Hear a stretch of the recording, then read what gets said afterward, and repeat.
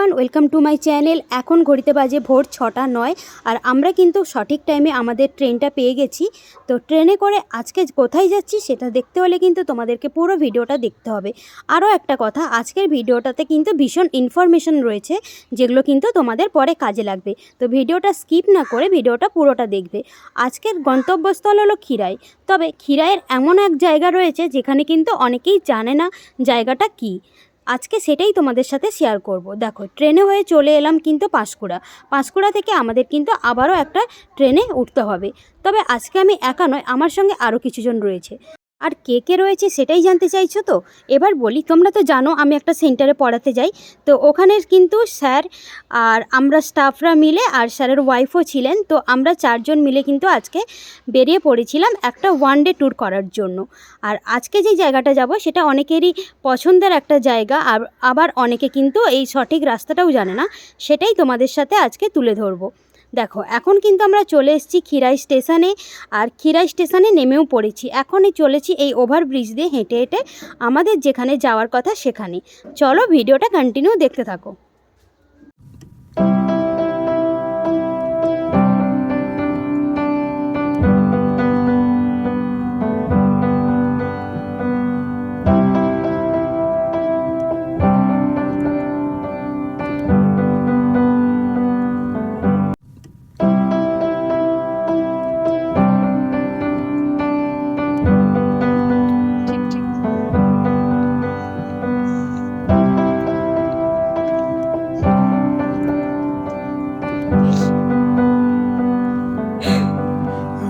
That I could cough out my emotions in a healthy manner and just become the right person that actually. এই সুন্দর পরিবেশ উপভোগ করতে করতে overbridge থেকে কিন্তু আমরা নেমে পড়েছি। এবার কিন্তু আমরা হাঁটা দেব। তোমাদের বলি আজকে আমরা কোথায় যাচ্ছি। তো খিরাই তো তোমরা অনেকেই এসেছো, অনেকেরই জানা হয়ে থাকবে খিরাইয়ে রয়েছে অতি জাগ্রত একটি মন্দির, আর সেটি হলো গোসাই বাবার মন্দির। আর সেই গোসাই বাবার মন্দিরই হলো আজকে আমাদের ডেস্টিনেশন। তো এখন কিন্তু আমরা ওখানেই চলেছি।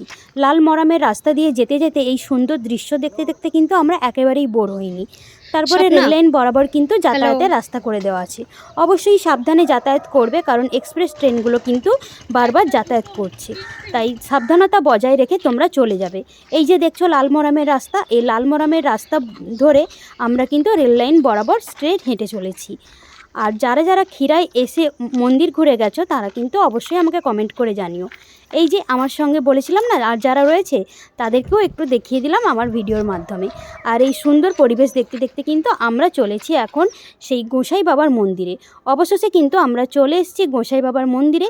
আর মন্দিরের প্রবেশপথেই কিন্তু তোমরা বিভিন্ন দোকান পেয়ে যাবে। ধূপ থেকে শুরু করে ফলমূল থেকে চিড়ে থেকে শুরু করে সমস্ত রকম দোকান পেয়ে যাবে, যেটা থেকে তোমরা কিন্তু ফল কিনে বা চিড়ে কিনে ঠাকুরকে ভোগ দিতে পারো। তো আমরাও এখান থেকে কিন্তু একটা করে 3 জনের 3টে ভোগ রেডি করে নিলাম। এখানে তোমাদের কিছু কথা জানিয়ে রাখা ভালো, যারা প্রথমবার খিরাই আসছো তারা অবশ্যই কিন্তু এই স্ক্যামটাতে পা দেবে না। এবার তোমাদের বলি কেন স্ক্যাম বলছি। দেখো, সত্যি কথা বলতে আমাদের প্ল্যানিং ছিল কিন্তু মন্দির থেকে ঘুরে পুজো দিয়ে আমরা যাব খিরাই। কিন্তু যেহেতু আমরা প্রথমবার যাচ্ছি সেহেতু কিন্তু দোকানদারগুলো আমাদের সাথে একটু ঠকিয়ে নিয়েছে। কেন ঠকিয়ে নিয়েছে বা কিভাবে ঠকিয়ে নিয়েছে সেটাও তোমাদের বলছি। দেখো, ওনাকে যখন আমরা বললাম যে আমরা শুধু মিষ্টিটুকু কিনবো পুজো দেওয়ার জন্য, উনি কিন্তু বললেন যে না, এখানে কিন্তু মালসা ভোগ দেওয়া হয়, অর্থাৎ চিড়ে ফল দিয়েই কিন্তু ভোগ দেওয়া হয়। তো যেহেতু আমাদের এখান থেকে আবার খিরাই যাওয়ার প্ল্যানিং ছিল, সেই জন্য কিন্তু আমরা কিছু বুঝতে না পেরে আমরা কিন্তু ওনার কথা মতো সমস্ত কিছুই কিনেছি। আর বিলটাও কিন্তু যথেষ্ট হয়েছিল, প্রায় 395 টাকার মতো বিল হয়েছিল একটা মালসা ভোগ তৈরি করতে। উনি আমাদের যেটা বলেছিলেন যে শুধু মিষ্টি দিয়ে কিন্তু ঠাকুরকে ভোগ দেওয়া যাবে না, এখানে কিন্তু এইভাবেই ভোগ দিতে হয়। যেহেতু আমাদের প্ল্যানিংটা অন্য ছিল এখান থেকে খিরাই যাওয়ার, তাই আমরা না ভেবেছিলাম যে শুধু মিষ্টিটুকু দিয়েই অন্তত পুজো দেবো, পরে একদিন সময় করে এসে ভোগ ধরাবো। কিন্তু ওনার কথা মতো আমরাও কিন্তু সমস্তটা নিয়ে নিলাম। কিন্তু মন্দিরের ভেতরে এসে যেটা দেখলাম, অনেকেই আছে যারা কিন্তু শুধু কিন্তু মিষ্টি দিয়েই পুজোটা দিচ্ছে।